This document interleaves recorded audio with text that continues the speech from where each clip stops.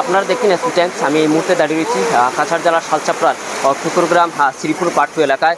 আমরা ইতিমধ্যে আমরা একটি আপলোড করেছিলাম যে আমাদের এসপি টাইমসের পর্দায় যে এখানে নদীর বাঁধ ভেঙেছে। আমরা কিন্তু এখানে গ্রাউন্ড রিপোর্ট করতে এসেছি। আমরা গ্রাউন্ড রিপোর্ট আমরা এখান থেকে স্থানীয়দের কাছ থেকে জানতে পারলাম যে আজ দুপুর 12টা নাগাদ এখানে যে বরাক নদীর যে বাঁধটি রয়েছে বাঁধটি ভেঙে গেছে। এখানে স্থানীয় জনগণ বর্তমানে আতঙ্কিত হয়েছেন এবং এখানে দেখা যাচ্ছে যে এখানে অনেক মানুষ কিন্তু এখানে বাঁধের এই পাশে আটকা রয়েছেন এবং অনেক মানুষ এখানে আশেপাশে যেগুলো অনেকটা ঘর ডুবে গেছে। স্থানীয়দের কাছে বললাম এখন অবধি কিন্তু সরকারি কোনো যে আধিকারিকরা এখন এখানে খবর নিননি কেন বা ওনাদের কী অবস্থা রয়েছে মেয়েদের কোনো খোঁজখবর নিতে যাচ্ছে না। তাই অফিসপাল মহাশয় সহ অন্যান্য স্থানীয় যারা জনগণ আছেন ওনারা অনুরোধ করছে যাতে তাড়াতাড়ি সরকারি লোকজন এখানে আসে এবং যারা এখানে আটকা পড়ে রয়েছে তাদের সাহায্য করার জন্য, তাছাড়া বন্যায় আক্রান্ত যারা ঘর বাড়ি ছেড়ে অন্যত্র আশ্রয় নিয়েছেন তাদের রিলিফের ব্যবস্থা করে দেওয়ার জন্য আমরা বিস্তারিত তথ্য তুলে ধরবো। আপনারা আমাদের সাথে থাকুন এসপি টাইমের পর্দায়।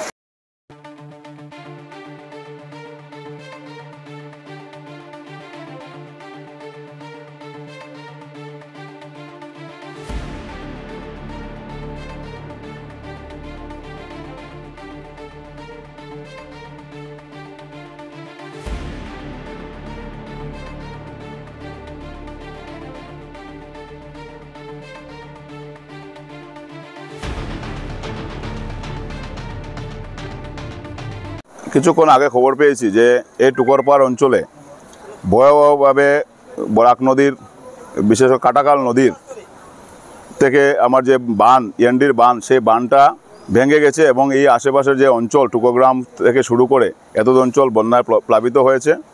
তাই খবর পেয়ে আমরা তাৎক্ষণিকভাবে আমাদের বড়খলা সম্মানীয় বিধায়ক মিসবাউল ইসলাম লস্কর সহ জেলা কংগ্রেসের একটা প্রতিনিধি দল আমরা এখানে আসি।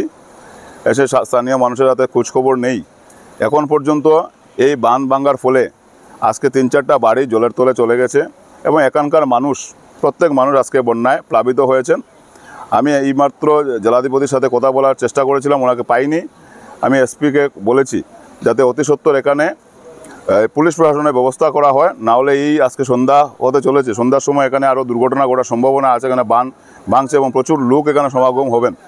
তাই যাতে কোনো মানুষের যাতে কোনো ক্ষতি না হয় এবং জেলা প্রশাসন যেন এখানে মানে রেস্কিউ করার জন্য মানুষকে কীভাবে এখানে নিরাপদ স্থানে নিয়ে যাবেন সেই ব্যাপারে যেন ওনারা পদক্ষেপ নেন এবং যাদেরকে নিয়ে কোনো ক্যাম্প বা স্থানীয় কোনো ক্যাম্পে যেন এদেরকে রিলিফের ব্যবস্থা করা হয় এবং যাদের ঘর বাড়ি জলের তলে চলে গেছে তাদেরকে যেন সরকারের পক্ষ থেকে মানে উপযুক্ত দেওয়া হয়। এই ঘটনার বিষয়ে আমরা যে ফ্লাড কন্ট্রোলের আমরা সাইটের যে জেই বিশেষ করে জেই ফারুক আহমদরেই আমরা দায়ী করি। কেননা আজকে বিগত 1 মাস থাকিয়া 1 মাসের চেয়ে বেশি হইব আমরা এই বাংলিটা। আমরা থানার লগে অনেক যোগাযোগের চেষ্টা করে তাই আমরা লগে যোগাযোগ পর্যন্ত করতে মানে রাজি নাই। তাই এমন একটা ছেলের লগে যোগাযোগ করে যে ছেলের একটা মেকুর পর্যন্ত নাই, যে এই মেকুরকও তার ভিতরে পানি ঢুকলে যে তার ক্ষতি হইব, ওইরকম একটা ছেলের লগে যোগাযোগ করেন। তাই করিয়া ও ছেলে রিপোর্ট দেয় যে ঠিক আছে বান, তাইনো অফিসও গিয়া কইন ঠিক আছে। এখন এসডিও স্যারের লগে যোগাযোগ করলে কইন যে ফারুক আছে তোমরা সাইটর, থানার লগে যোগাযোগ করো, আমরা তো পুরা ডিস্ট্রিক্ট লইয়া আমরা ঘুরতে লাগে। এখন এই একমাত্র ফারুক, এই ফারুকরে আমরা সাইটে গিয়া অতি সত্তর সরাইয়া অন্য একজনের নিয়োগ দেওয়ার লাগে আমরা আবদার রাখিয়া বিগত 7 বছর থেকে এই ফারুকে দুকাবাজি করে করি। আর আমরা শুকনা হইলে এই যে 1 সপ্তাহ রোদ দিছে, এই আমরা বারবার কইছি যে এই 1 সপ্তাহের ভিতরে আমরা বানটা করিয়া দেন, কইছে আর ফ্লাড করতো না। আজকে কয়টার সময় বাঁধটা ভাঙছে? 1টার সময় ভাঙছে।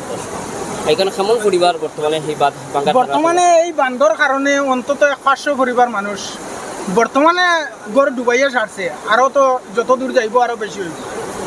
সরকারি মানুষ কেউ সহযোগিতা বা খবর লওয়ার লাগে এই সকাল থেকে না, ডিপার্টমেন্টের কেউ আইসে না। এখন বড়খলার MLA স্যার আইসলা, তাই নিয়ে দেখিয়া গেছেন।